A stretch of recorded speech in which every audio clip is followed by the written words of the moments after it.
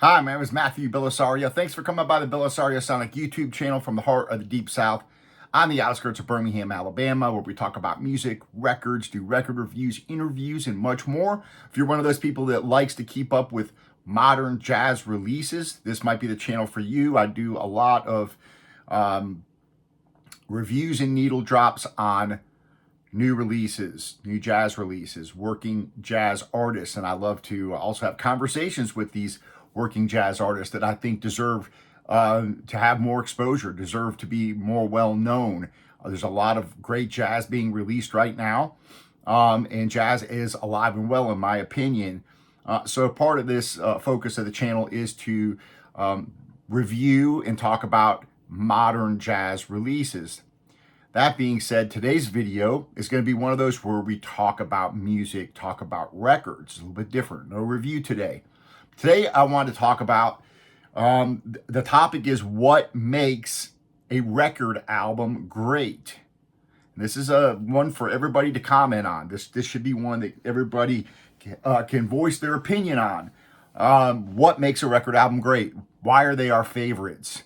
Who decides what the great albums are? What are the criterion that you have that makes an album great? Now, this might sound like, a very simple topic. I like to listen to this record over and over. I love it. That's why it makes it great, right? Well, you also have all these other factors, historical factors, the sound quality of the record, right? What the critics say about it, how many records were sold. That some people say, well, if it sold 1 million records, it's a great album. Not necessarily, as we know. So we all have our favorite bands, our favorite recording artists. We have our favorite record albums. And this is more about what makes an album great to us, because that's what matters. You're the one buying them. Me and you, we're buying these records because we like them. We like listening to them. And we may have heard our favorite albums on a different formats, which is something I want to talk about in this video, because, in the vinyl community, everybody's all, there's a big focus on the sound quality. This is audiophile quality and all this kind of stuff. And why that has its place, and it does matter, it's not the primary factor, which I'm going to get into in this video. Sound quality is not the primary factor of what makes a good album.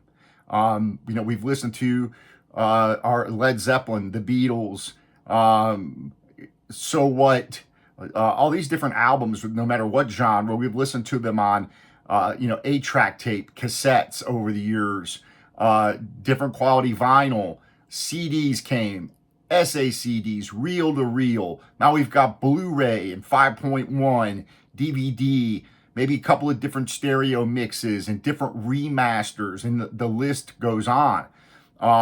So you have all these different versions, these different remasters, remixes, deluxe versions, box sets, all this stuff, right? But what really makes an album worth purchasing?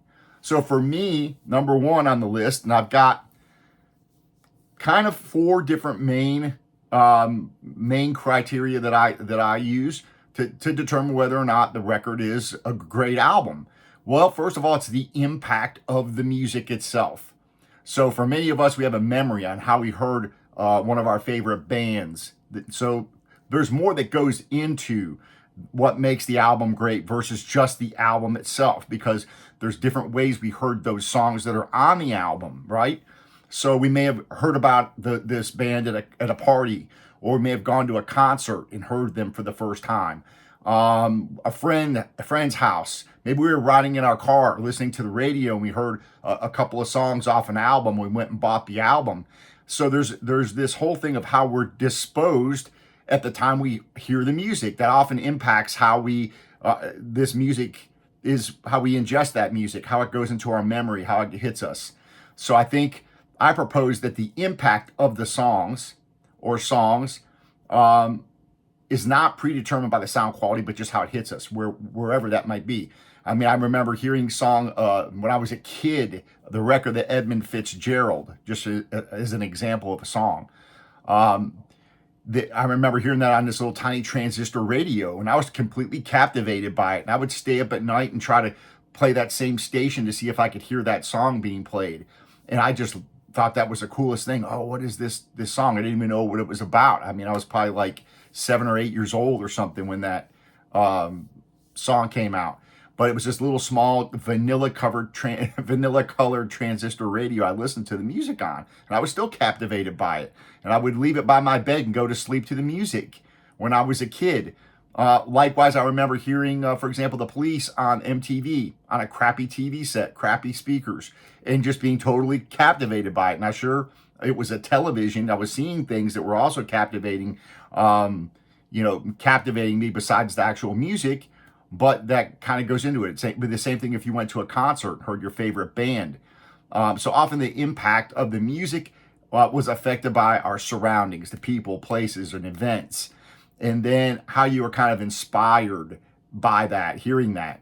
So the first element of really what makes an album great is how many of these songs on the album had that kind of an impact on you. How did the body of work of that record impact you? Was it a record that you could play both sides of the record all the way through and enjoy, and it had just a great impact on you? That's the first criterion for me. Had nothing to do with the quality of the record, nothing to do with, the audio file, any of that stuff. Next is, just as important, is the repeated listenability. Because you could have a favorite song that might last a couple of weeks. As we all know, you have a favorite pop song you heard on the radio and you bought the record, and the rest of the record we thought sucked, right? So you listen to that one song repeatedly, and then it kind of just went by the wayside. And, you might still like the song a little bit, but you got burned out on it. And, that album, no longer has the same effect on you. So it's the repeated listenability over many years. And I think this is something interesting because I think this might take a while. You could say, oh, this is a fantastic album, a great album because you're enjoying it at this moment when you first bought it, but it might sit on the shelf and then, you go back to it and you're like, it's not as good as I remember it being. So it doesn't have the repeated listenability factor.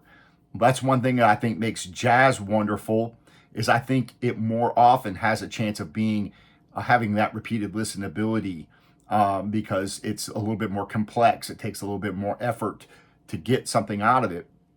Whereas like maybe an AC/DC record, for example, I thought Back in Black was one of the best albums ever. I don't think it's one of the greatest albums ever now. I think that repeated listenability is limited. There's some catchy songs on it. It sold a lot of records. But at the end of the day, is it a great album? For me, no, because years later, it doesn't have that repeated listenability for me. So it's like, there's actually other AC/DC albums that I find that have a better repeated listenability and just as good of songs as that album did. So again, my opinion here, leave your comments. This is one of these videos that your comments are, of course, they're always welcome on this channel, but this is something everybody can weigh in on. So put your list there, what you think makes a great record album great. So again, this is subjective. Some people can listen to the same music their entire lives. I know people that, that listen to 50s music and that's it. That's all they listen to. They still listen to the same stuff they listened to when they were a kid. That kind of blows me away because I think, for me anyway, I do like some of the stuff that I listened to when I was a kid, but less and less as I get older. I appreciate different kinds of music and kind of have grown out of some of that stuff. So like, for example, I used I did a video on Kiss, and I did this series. I think I did 11 of them or 12 of them so far. Pivotal artists, pivotal albums. So albums that affected me throughout my life in a certain way musically. And the Kiss I had on there because they had such an effect on me when I was younger. But I quickly grew out of listening to Kiss. I don't listen to Kiss anymore. I can't remember the last time I listened to a Kiss record. Just doesn't really interest me musically any longer. So to me, those albums are not great albums for me because they don't withstand the test of time, okay?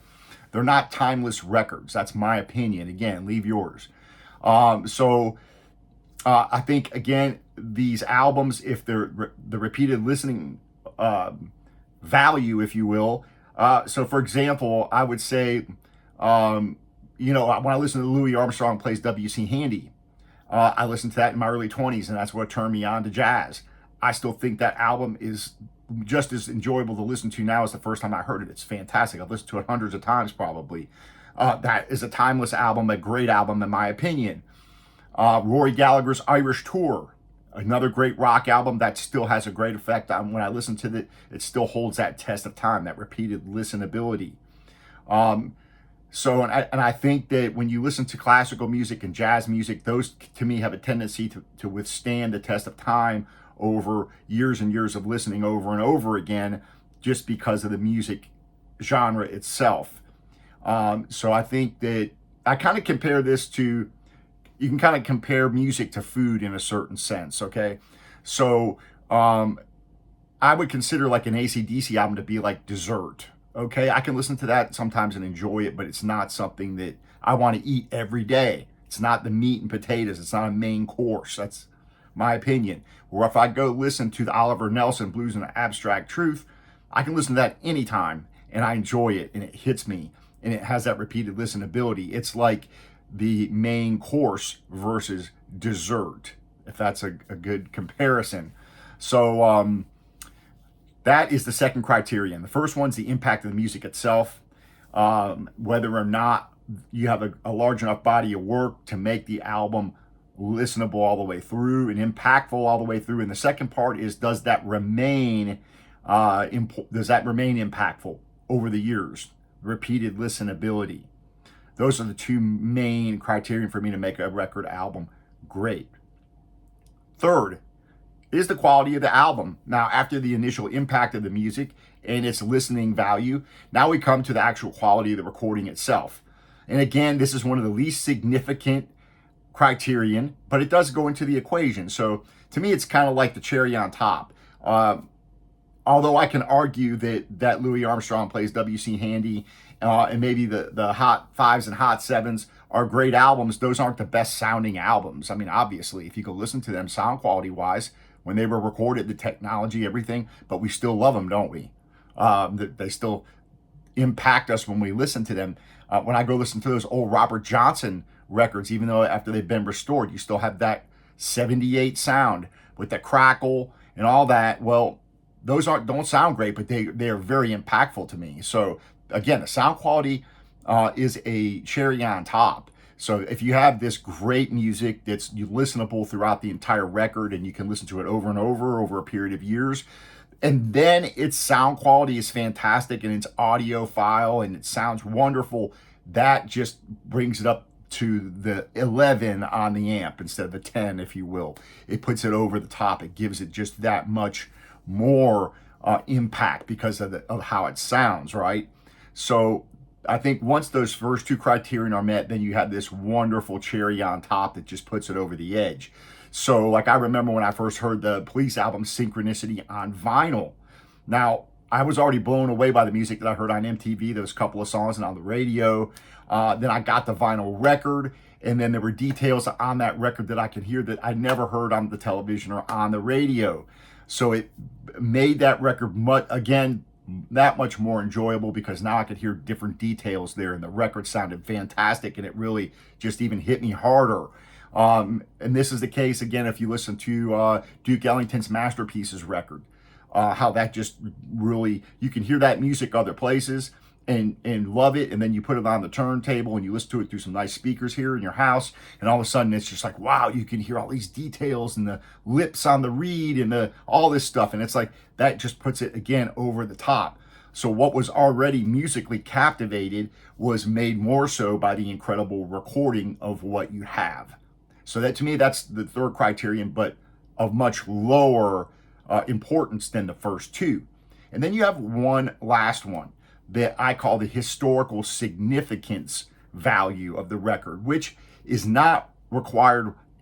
This is not even required to have a great record, but what can help amplify it being a great album. It's already impacted, the music is there. It's got that repeated listenability. It may not have the sound quality, but the historical significance. You go back and listen to those Robert Johnson or Hank Williams, or you listen to Sgt. Pepper's, maybe Dark Side of the Moon, where they're historical albums that kind of changed music or the way music was recorded in the studio. They have a significant historical significance. Did I say that right? A major historical significance. Now, you can have an album could be historically significant and not be a very good album. In other words, maybe something was done for the first time in a recording studio and it was historically significant for that, right? So that doesn't make it a great album. I could be the first guy that went in there and played my armpit and played Hambone on recorded it. And it's like, man, this is the first recording they ever had a guy knee slapping and playing his armpit and doing all this or whatever. And it's like, well, that doesn't make it a great record. And well, this is the first one that's ever been recorded like that, man. So it's the first time everybody's ever kind of used any of these kind of sounds on a record. Okay, well, maybe it's historically significant for that, but it doesn't make it a good record. So, and this is one of the things that was interesting to me, especially listening to this. If you missed my review of this, Cecil Taylor live at the Cafe Montmartre, this is supposed to be one of the greatest jazz albums, according to the critics, ever made. Okay, so I listened to it. I've gone through and listened to it. Now the entire thing, I did a needle drop on there, gave you my reaction, because the music critics say that this is so historically significant. This is the only time that you hear him playing during this period. He's so instrumental in free jazz and avant-garde music that this album is just one of the greatest. Well, I listened to it and it doesn't hit the first two. It doesn't hit the very first criteria, which is the impact of the music, and all the way through listening to that record. Now, that could maybe change after repeated listenings, possibly. But to me, it hasn't had that impact. That repeated listenability so far is not there. It doesn't make you want to go back and listen to it over and over again. The sound quality is marginal. It's okay for a live, decent for a live recording, but it's nothing that's going to throw you back in the seat and say that it was the greatest sound quality recording. Historical significance, perhaps it has that, because this is really the few times you hear Cecil Taylor recorded 1963, and it just now really launching into that kind of free jazz type thing at that level. So I think that the historical significance, again, is like another cherry on top. So you could have the impact of the music, the repeated listenability, and then all of a sudden it's historically significant, like the Louis Armstrong, Hot Fives and Hot Sevens, very important in the history of music, but it's also very musically impactful for me. So that, and then you have its repeated listenability value is there. You can keep listening to it, always get more out of it. So that makes those great albums, great bodies of work, if you will, on record. If you listen to Jimi Hendrix, Are You Experienced? That's pretty historically significant in a way, that recording, the way the guitar was recorded, kind of what Jimmy was doing there. And the guitar sound was original. It was something new. So there's that historical significance there, in my opinion, on Hendrix's first album. Impact of the music is there. I think it's a great album. Repeated listenability, I think, is also fairly high. So I think it's a really good record. Sound quality is okay. That's not really, if you listen to the first Hendrix album, although it sounds pretty good, it's not the best sounding recording in my opinion. So again, and doesn't have to be there in order to have a great record. Okay, now non-factors. I'm going to close out with this. In my opinion, these things don't really contribute significantly to whether an album is great or not, and that is critics' opinions. We've got all kinds of crappy albums, Kanye West, Nirvana. I can't stand Nirvana. Sorry for those of you guys out there that I never liked Nirvana. I can't stand his voice. I don't think he's a good musician. I can't stand it. There's a lot of people that like it, but the critics are the ones, to me, that, these guys were so great, so impactful, Kurt Cobain and all. It's like, I don't care what the critics say. And the critics really have little value to me on whether or not a record is great or not. Now, it doesn't mean that if I read something, an article somewhere, and somebody recommends a record to me, maybe they're right, maybe they're wrong, or maybe they fit with what's impactful to me, and maybe it doesn't. So I'm not dismissing articles or critics or dismissing anything they have to say. What I'm saying is it doesn't make the album great to me. They may very well recommend an album that I really like and that I will think that is great. So I don't discount the opinions of other people, because I learn about a lot of music from other people's recommendations. So anyways, I think that the critics' opinions don't have a huge significant value of whether or not the actual record is a great album. They may very well align with me that this album is great. But it ultimately, it's not the critics' opinions. You got 10 critics' opinions that come out and say that uh, Taylor Swift's album is the greatest thing since sliced bread. Well, that doesn't hold a lot of value to me. I'm going to go listen to it. If somebody recommends it to me, I'll be like, okay, let me go check it out myself. I go listen to it, and then it's like, I think this is crap. This has no impact on me. The lyrics suck. I couldn't listen to this more than 1 or 2 times. It's just boring too. So that doesn't have really any value to me as far as whether or not an album is quote unquote great or not. Number 2, record sales. Doesn't matter how many albums you sold, because a lot of crappy albums have sold millions of copies. So that to me is worth very little. And I think over the years it's become worth less and less as far as what the album sales or downloads or all that kind of stuff. Really what kind of value that has is to me negligible. Concert sales, the same thing, concert sales, you might have the biggest selling artist out there. Again, Taylor Swift, what's her name? Rodrigo, or I don't know all these. Anyway, a lot, and I'll go listen to some of these, and they have no impactful effect on me. But they sell out stadiums. Taylor Swift sells out stadiums. Does that mean that she has great albums? Well, to some people, that's the case. Otherwise, they wouldn't go see her, right? Or they wouldn't buy all of her records. So for some people, that impact of the music does have an effect on them. Now, whether or not it has the repeated listenability that these kids are going to go back and listen to this album 20 years from now and say it's a great album, that's another story. So I think those 3 things, the critics' opinions, record sales, and concert sales, are negligible non-factors that don't really play into whether or not an album is good. And again, you can have a band that goes out and plays hits, all their greatest hits, and maybe they had 10 albums out and they had one great song on each album, and they could have a nice concert with all these greatest hits, but it doesn't mean that those albums are great. Maybe they have one great album out of 10 and they had hit songs on most of them. So again, one hit song does not make, in my opinion, an album great. It's hit songs that you find impactful and that are found throughout the album that make it a complete listening experience that impacts you all the way through, or for the better part of the record. So some of the people will say, okay, well, what albums do you consider great? Well, you've probably seen quite a few of them on this channel that I've reviewed that I think are great. Newer releases, it's hard to tell sometimes. I think jazz, again, is a little bit different. I can get repeated listenability out of a lot of jazz records.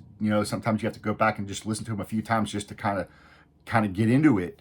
So some of my favorite albums, again, Louis Armstrong Plays W.C. Handy. I think it's a great album. Oliver Nelson, Blues and the Abstract Truth. I think it's a great album. I love the Police, Synchronicity, even though there's one, maybe 2 songs on there that aren't my favorite, but as a listening body, it's a really good record.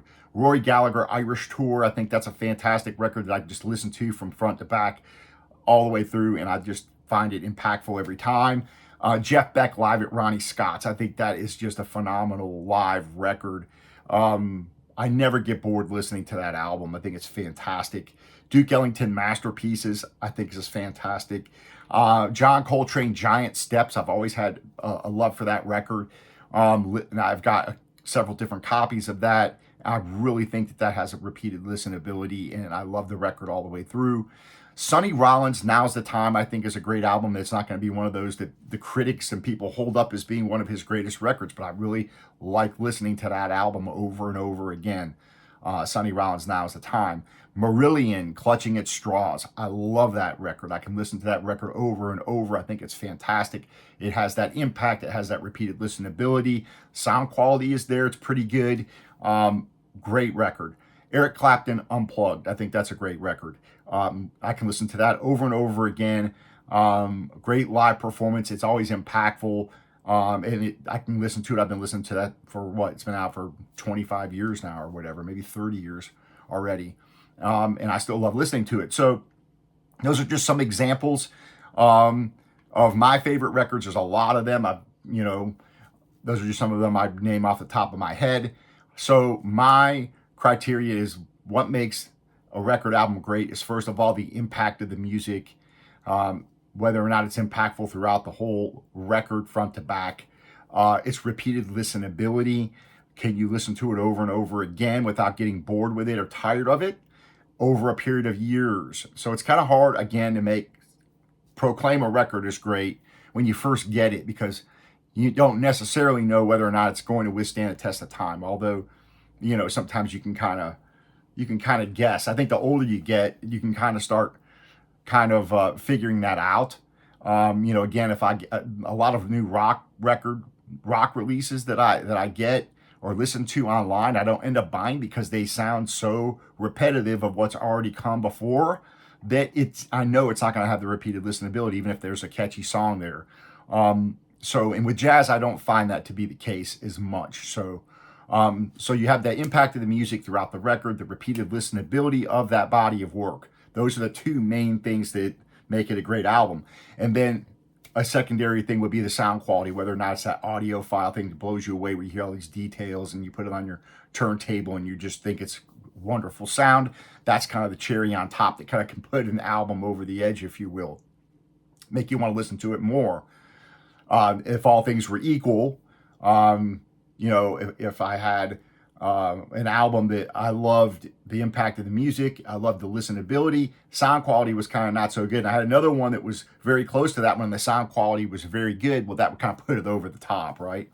And then the historical significance is another minor something that can add on to that, whether or not the album is great, such as Louis Armstrong Hot Fives, Hot Sevens, or Robert Johnson, or some of the Skip James albums, Hank Williams, and some of those that are historically significant and musically wonderful. So, and then the non-factors, the critics' opinions, record sales, concert sales, those really don't have an effect on whether or not a record itself is objectively, in your mind, a great record. So that is my video. I appreciate you guys hanging out and joining me. This is one of those monologue videos. It's something just talking about music and records, which is what this channel is also about. So leave your comments.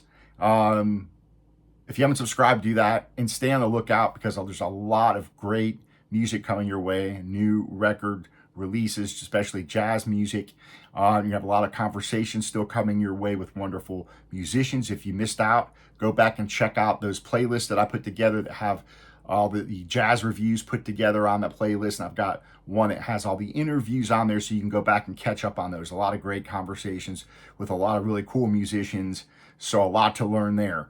I appreciate you guys supporting the channel, and we will talk to you later, and happy listening to everybody out there.